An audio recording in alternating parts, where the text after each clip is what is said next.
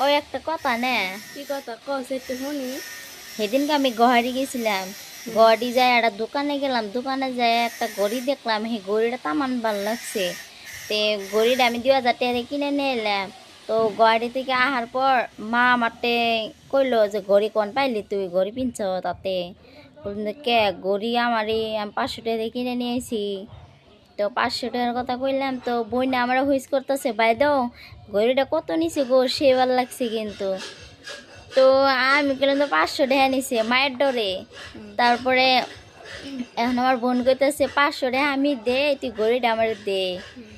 এখন কি করি মনে মনে, এখন তো আঙ বোনটা তামান যাই রে, কিন্তু সব কথা মারে কই দেয়।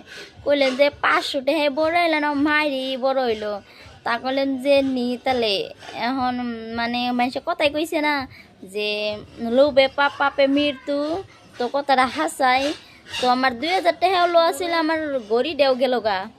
লাস্টে কি করবো আর উপায় না পায় গড়ি দেও দিয়ে দিলাম। মানুষে সেজন তো মানুষের কথাই কইছে লোভে পাপ পাপে মৃত্যু, কেউ কিন্তু লোভ করো না।